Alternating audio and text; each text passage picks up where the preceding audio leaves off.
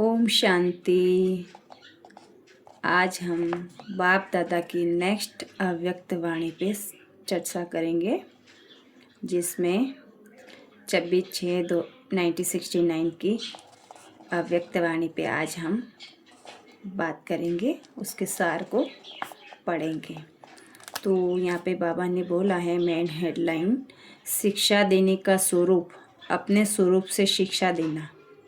यहाँ पे बाबा ने शिक्षा देने का स्वरूप के बारे में हमें अच्छे से बताया है।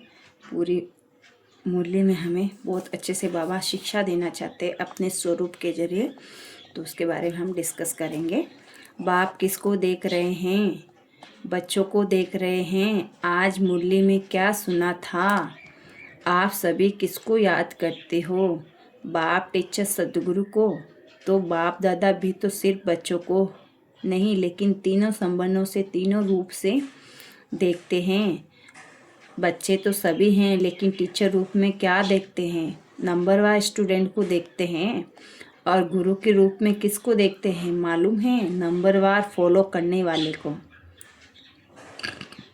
जिन्होंने फॉलो किया है और जिन्हों को अभी करना है, दोनों को देखते हैं। मुख्य फॉलो कौन सा है? गुरु रूप में जो शिक्षा देते हैं, उसमें मुख्य फॉलो किसको करना है? गुरु रूप से मुख्य फॉलो क्या करना है? याद की यात्रा।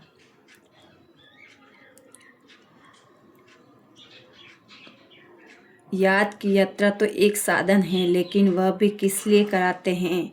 दूसरों की सदगति करने के लिए। पहले अपने को क्या फॉलो करना पड़ेगा? याद की यात्रा भी किस लिए सिखाई जाती है? गुरु के रूप में मुख्य फॉलो यही करना है कि अशरीरी, निराकारी, न्यारा बनना। याद की यात्रा भी इसीलिए करते हैं कि साकार में रहते निराकार और न्यारे अशरीरी हो। जब अशरीरी बनेंगे तो गुरु के साथ जा सकेंगे। मुख्य रूप से तो यही फॉलो कर रहे हो और करना है। टीचर के रूप का पाठ अभी चल रहा है, या तो पूरा हो चुका है, रिवाइज कोर्स टीचर करा रहे हैं या अपने आप कर रहे हैं। उनकी मदद है, पढ़ाई पढ़ाते नहीं हैं, लेकिन मदद है। रिवाइज कोर्स के लिए स्कूल से छुट्टी ली जाती है, जिसको होमवर्क कहा जाता है। जो हम अभी उस अव्यक्त वाणियों को रिवाइज कर रहे हैं। बाप दादा इसी के बारे में, इसी होमवर्क की बात कर रहे हैं, जो हमें ये सारी मूल्य एक बार रीड करनी चाहिए, ताकि हमारा कोर्स एक बार सारा रिवाइज हो सके। क्योंकि सारे के सारे मूल्य हमने नहीं सुनी है बाप दादा के सम्मुख। तो हमें अभी उस मूल्यों को अभी रीड करके अपना भाग्य बनाना चाहिए। तो बाबा भी तो यहाँ पे यही कहना चाह रहे हैं। लेकिन टीचर का कनेक्शन रहता है, साथ नहीं रहता, सिर्फ कनेक्शन रहता है। कनेक्शन तब तक है जब तक फाइनल पेपर हो। रिवाइज कोर्स के लिए टीचर हर वक्त साथ नहीं रहता है। तो अभी टीचर दूर से ही देख रेख कर रहे हैं, और कहाँ भी कोई मुश्किलात हो तो पूछ सकते हो, है ना। लेकिन पढ़ाई के समय साथ रहते थे, वैसे अब साथ नहीं। अब भी ऊपर से बैठ अच्छी रीति देख रहे हैं कि रिवाइज कोर्स में कौन कितनी शक्ति से, कितनी मेहनत से, उमंग उत्साह से कोर्स को पूरा कर रहे हैं। ऊपर से बैठ दृश्य को कितना, बाप दादा भी हम लोगों का ऊपर से बैठ इस दृश्य को देख रहे हैं कि कौन कितना कोर्स को कवर कर रहा है, रिवाइज कोर्स को कवर कर रहा है, उसके बारे में बाबा बता रहे हैं। तो ऊपर से बैठ दृश्य कितना अच्छा देखने में रहता है। जैसे यहाँ ऊपर संदली पर बैठ देखने में, नीचे बैठ देखने में फ़र्क होता है ना। तो इनसे भी ऊपर कोई बैठकर देखे तो कितना फ़र्क होगा। बुद्धिबल से महसूस कर सकते हो क्या अनुभव होता है। आज अनुभव सुनाते हैं। अनुभव सुनने और सुनाने की तो परंपरा से रीत है। तो वतन में रहते क्या अनुभव करते हैं? वतन में होते टीचर का कनेक्शन होने के कारण देखते हैं कोई कोई बहुत अलौकिकपन से पढ़ाई को रिवाइज कर रहे हैं, कोई समय गंवा रहे हैं, कोई समय सफल कर रहे हैं। जब देखते हैं कि समय को गंवा रहे हैं तो मालूम क्या होता है कि तरस तो आता है, लेकिन तरस के साथ साथ जो संबंध है वह संबंध भी खींचता है।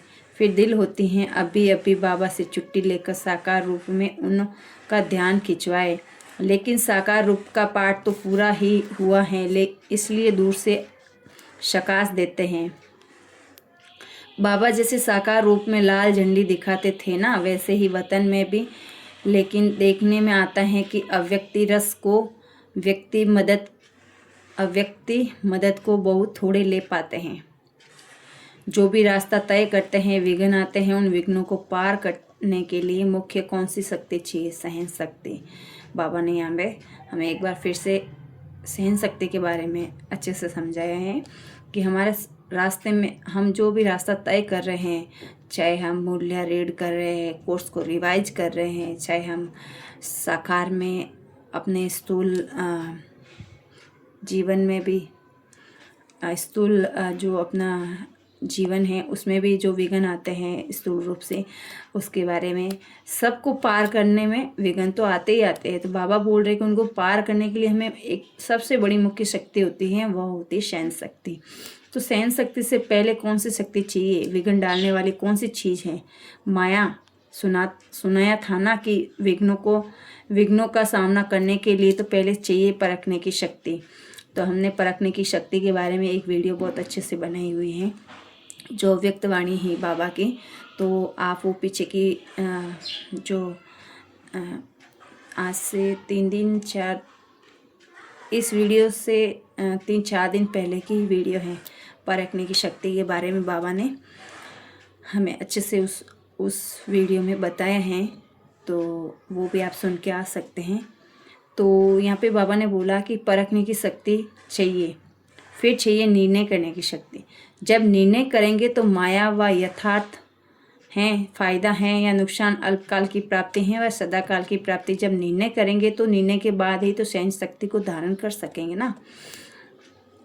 तो पहले परखना और निर्णय करना है। जिसकी निर्णय शक्ति तेज होती है वह कब हार नहीं खा सकता। हार से बचने के लिए अपनी शक्ति और परखने की शक्ति को बढ़ाना है। निर्णय शक्ति बढ़ाने के लिए पुरुषार्थ कौन सा करना है? यहाँ पे बाबा फिर हमें एक बार और एक बार हमें अलर्ट कर रहे हैं कि मतलब निर्णय शक्ति को बढ़ाने के लिए हमें कौन सा पुरुषार्थ करना है ना। तो यहाँ पे बाबा ने बोला याद की यात्रा को आप झट कह देते हैं, लेकिन याद की यात्रा को भी तो बल देने वाला कौन सा ज्ञान यथा समझ है वह है बुद्धि में स्पष्ट होना चाहिए। टोटल तो रखा है, लेकिन टोटल में कहाँ कहाँ टोटा ने घाटा पड़ जाता है। स्कूल में कई बच्चे 1-2 को देख कर टोटल तो निकाल देते हैं, लेकिन जब मास्टर पूछता है तो टोटल कैसे किया तो मूंझ जाते हैं। यहाँ पे बाबा स्थूल उदाहरण देके हमें कितना अच्छे से समझा रहे हैं, है ना। तो हम यहाँ पे समझ सकते हैं कि बाबा कितना रॉयल्टी से हमें बच्चों को इतने मोस्ट एग्जाम्पल दे के हमें ज्ञान को धारण करना, समझाना, बुद्धि तक पहुंचाने के लिए कितने सारे बाबा आइडियाज़ देता है। तो यहाँ पे बाबा कितना सुंदर उदाहरण दिया है। तो बच्चे मूंझ जाते हैं, तो आप टोटल याद की यात्रा कह देते हो, लेकिन वह टोटल किस तरीके से होगा वह भी तो जानना है ना। तो निर्णय शक्ति को बढ़ाने के लिए मुख्य किस बात की आवश्यकता है? विचार सागर मंथन। यहाँ पे बाबा ने कितना सुंदर बात बोला है कि यहाँ पे हम निर्णय शक्ति हमारी कब बढ़ेगी? जब हमारा विचार सागर मंथन होगा।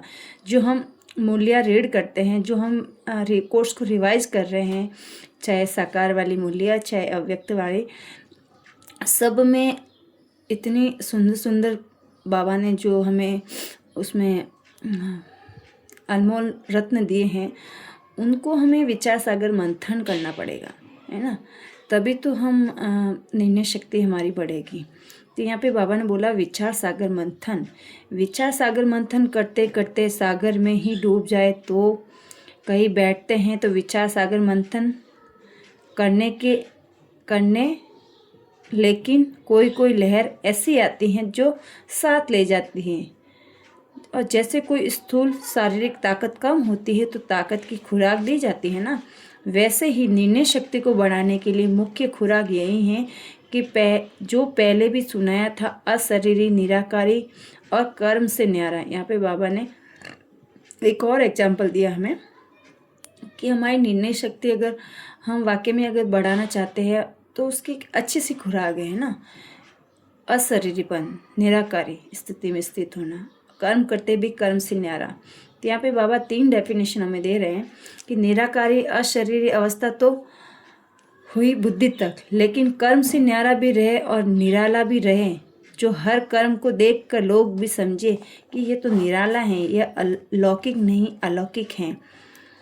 तो निर्णय शक्ति को बढ़ाने के लिए ये बहुत आवश्यक है। जितना इन बातों को धारण करेंगे उतना ही विघ्नों को मिटा सकेंगे। तो जो सृष्टि पर आने वाले विघ्न हैं उनसे बच सकेंगे। शिक्षा तो बहुत मिलती है, लेकिन अब क्या करना है, शिक्षा का स्वरूप बनना है। यहाँ पे बाबा बोल रहे हैं कि हम शिक्षक के रूप में कितना हम आपको शिक्षा देते हैं, लेकिन आप उसका स्वरूप नहीं बनते। यहाँ पे बाबा हमें स्वरूप बनने के लिए बता रहे हैं कि शिक्षा का स्वरूप बनना है। शिक्षा और आपका स्वधर्म अलग नहीं होना चाहिए।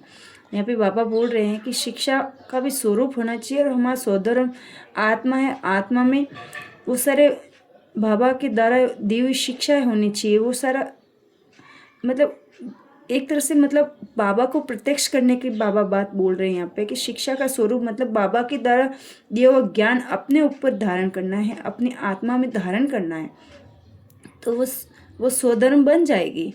तो आपका स्वरूप भी शिक्षा होना चाहिए ना। स्वरूप से शिक्षा दी जाती है, कई बातों में वाणी से शिक्षा नहीं दी जाती है, लेकिन अपने स्वरूप से शिक्षा दी जाती है। स्वरूप से शिक्षा मतलब अपने रूप से बाबा को प्रत्यक्ष करना, अपने स्वरूप से बाबा को प्रत्यक्ष करना, अपने में बाबा दिखना चाहिए आगे वाले को, है ना। तो वो होता है शिक्षा का स्वरूप। तो अब शिक्षा स्वरूप बनकर अपने स्वरूप से शिक्षा देनी है ना। शिक्षा तो बहुत मिली है, कोर्स तो पूरा हुआ ना। तो यहाँ पे बाबा हम बच्चों से ये कहना चाह रहे हैं कि कोर्स तो पूरा हुआ ना, शिक्षा तो बहुत दी है, लेकिन उसका स्वरूप नहीं बने आप। तो यहाँ पे बाबा एक प्रश्न पूछ रहे हैं हम बच्चों से कि अब जो बाप दादा अन्य तन में आते हैं, जैसे साकार रूप में मूली चलाते थे वैसे क्यों नहीं चलाते हैं? क्या वैसे ही मूली नहीं चला सकते? क्यों भाषा बदली, क्यों तरीका बदला? ऐसे प्रश्न बहुतों को उठते हैं। जबकि तुम भाषण कर सकते हो तो बाप दादा को भी कोई तन द्वारा मूली चलाना मुश्किल है ना। लेकिन क्या नहीं चलाते हैं? 2-4 ने अपने विचार सुनाए। जिन द्वारा पढ़ाने का पाठ था वह पढ़ाई का कोर्स पूरा हुआ, अब फिर पढ़ाने के लिए नहीं आते। वह कोर्स था उसी तन द्वारा पूरा हो चुका है, अभी तो आते ही हैं मिलने के लिए, बहलाने के लिए। बाबा ये बात कब की बोल रहे? अव्यक्त वाणियाँ हमारी चल रही थी उस वक्त की बात बोल रहे। अव्यक्त वाणियों में बाबा ने बोला था कि आपका कोर्स तो वैसे ही पूरा हो गया है, अभी तो बाबा हम बच्चों को जो भी हमें दे रहे होमवर्क वो ओनली हमारे बहलाने के लिए हैं, है ना। हमसे मिलन मनाने के बहाने आते हैं बाबा। बाबा का मुख्य कोर्स था, गीता ज्ञान था, वो तो ब्रह्मा बाबा के साकार रूप से ही पूरा हो गया था। और मुख्य बातें कौन सी हैं? जैसे अशरीरी कर्मातीत बनकर के क्या किया, 1 सेकंड में पंछी बन उड़ गया, साकार शरीर से 1 सेकंड में उड़े ना। तो अब पढ़ाई पूरी हुई और बाकी एक कार्य रहा हुआ है, साथ ले जाने का। मतलब बाबा बोल रहे कि आपकी पढ़ाई तो पूरी हो गई है, लेकिन बाबा बोल रहे कि अब एक कार्य बाकी रहा है कि आप सबको साथ ले जाने के लिए ब्रह्मा बाबा हमारा वतन में इंतज़ार कर रहे हैं। इसलिए बाबा वो अकेला खड़ा है वहाँ पे। इसलिए अब मिलने, अव्यक्त शिक्षाओं से बहलाने और उड़ाने के लिए आते हैं। मतलब बाबा वतन से हमें ये सारे शिक्षा देने के लिए यहाँ आते हैं। पढ़ाई के पॉइंट्स पढ़ाई का रूप अब नहीं चल सकता है।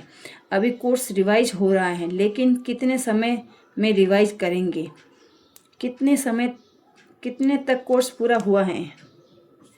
अभी ये भी सभी को निर्णय करना है कि कहाँ तक रिवाइज कोर्स हुआ है, कितना समय चलना है। साकार तन के हर कर्म में, हर स्थिति में अपने को भेंट करना है। यह लक्ष्य रखते अपने को देखना फिर पड़ता है और कहाँ तक है लक्ष्य को बता दिया ना, कैसे अपने को परखना, उत्तर देना है। दूसरा प्रश्न ये देते हैं कि होमवर्क तो तुम्हारा चल ही रहा है, उसमें विशेष ध्यान खिंचवाते हैं। ये जो पाठ भावी प्रमाण हुआ है, उस साकार को अव्यक्त क्यों बनाया? इसके लिए तो कई गुह्य रहस्य हैं। इनकी गहराई में जाना है, सागर की लहरों में नहाने नहीं लग जाना है, लेकिन सागर के तले में जाना है। फिर जो रतन मिले वहाँ से ले आना है। ये सोचना कि इसका गुह्य रहस्य ड्रामा में क्या नोंदा हुआ था। ऊपर कोई गुह्य रहस्य नहीं होते हैं। बिना रहस्य में तो कोई चलन हो ही नहीं सकती। अच्छा, अभी टाइम हो गया। बाबा यहाँ पे हम बच्चों से छुट्टी ले रहे हैं कि अभी हमारा टाइम हो गया है, तो यहाँ पे इस वाणी को बाबा ने यही विराम दिया है। अच्छा, हम नेक्स्ट वाणी कल देखेंगे। अच्छा, आज के लिए इतना ही। ओम शांति।